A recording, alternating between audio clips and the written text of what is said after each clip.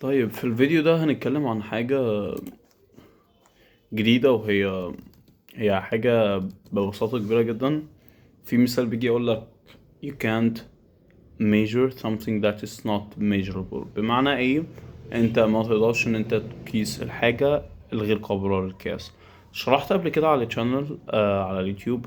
لو في حاجة اسمها سمارت دي بتستخدم في حاجات كتير قوي في حياتك. هي حتى في كتاب اسمه سمارت جول، يعني هو سمارت دي هي اختصار دي بالظبط الخمس كلمات: specific, measurable, achievable, relatable, time bound. specific, measurable, achievable, relatable, time bound. آه طيب بمعنى ايه؟ طبعا الحاجات دي هي حاجة بتبقى محددة، قابلة للقياس، قابلة للتحقيق، لها تايم فريم والى ما اخره. فبالتالي لما انت تيجي تتعلم اي حاجة وانت تبدأ ان انت تبص على الموضوع من منظور زي مثلا تعلم لغة، لازما في البداية خالص حتى لو انت متعرفش اللغة دي لازما على الأقل تعمل أي تيست. لازما أي امتحان تلاقيه تبص عليه إلى ما آخره. وفي حاجة تانية، طب لو هنيجي نتكلم مثلا، لأن ده ممكن يكون واضح للكل، ولكن في حاجة تانية حابب إن أنا أوضحها أكتر. وهي إيه؟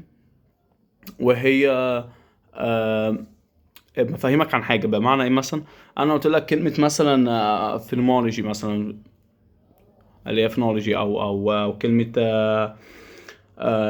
ايه تاني. طيب ممكن نقول مثلا حتة نتكلم عن الوجودية. ده حاجة فلسفية يعني، تمام. فحاجة هسألك يعني ايه الوجودية؟ طب والله الوجودية، انت لو حد مثلا لا تفقه او يعني انت ما لم تقرأ يعني من قبل عن حاجة عن الوجودية، وفي نفس الوقت عمرك ما فكرت في حاجة زي كده، ده بتعمل حاجة اسمها برين ستورم. اللي انت بتعمله او العصر الذهني اللي انت بتعمله ده بيساعد السيلز او الخلايا اللي في مخك ان هي بتتشبك اكتر اكتر اكتر اكتر. فبيحاول ان هو يجيب اي ايدياز بيكون باينه او بيكون عارفها او بيقدر ان هو يفتكرها. فهيبدأ يقول الوجودية معناها الوجود. طب الوجود يعني ايه؟ يعني اي حاجة تشمل حتى الانسان. طب حلو، طب هي ليه سميت الوجودية؟ طب فبتحاول ان انت تسترجع كم معلومات على قد ما تقدر. وفي حاجة زي كده انت كده عملت ميجر، انت كده عملت قياس، انت عارف لغاية معناها الاصطلاحي. التفكير. انا عايز اجيب حاجه زي كده لان دي برضك هتساعدنا ان انا اوضح البوينت بتاعتي.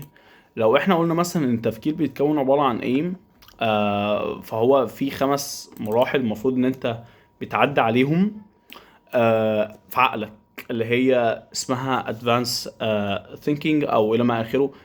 ده اسمه scientific. هو حاجه اسمها remember، ده اول مرحله انت بتعملها في عقلك. وبعد كده بتتنقل لمرحله تانية اسمها understand. بمعنى ايه؟ مثلا انت مش مجرد ان انت فاكر معلومه ان هي الوجوديه دي معناها كذا، فانت معنى ان انت فاهم الوجوديه. It's a difference. مع مرحله ان انت بتفتكر حاجه، في حاجه بقى describe او explanation، بتقعد ان انت تفتكر على الموضوع ده. وبعد كده بيجي مرحله الابلاي، ان انت بتحاول ان انت تimplement او تنفذ حاجه زي كده. وبعد كده مرحله الانالايز. بعد كده محلات بيجي يقول لك ايفالويت او ان انت بتعمل بتعرف حته ان بتاخد بقى هل انت هتسبورت حاجه زي كده، هتجادج حاجه زي كده. وبعد كده بتكريت. طبعا احنا مش هنتكلم عن حاجات الهاي اوردر ثوتس، احنا هنتكلم عن لور اوردر ثوتس which is ان هي الحاجات اللي بتبقى بنتعامل معاها ديلي لايف يعني. أم، فحته ان انت بتيجي فاكر الحاجه مهم جدا. انت بتتعلم تسال نفسك 3 اسئله: انا عارف ايه عن الموضوع ده؟ عرفت ايه عن الموضوع ده؟ اعرف ايه عن الموضوع ده؟ عرفت ايه عن الموضوع ده بعد ما تخلص مثلا حاجة دي؟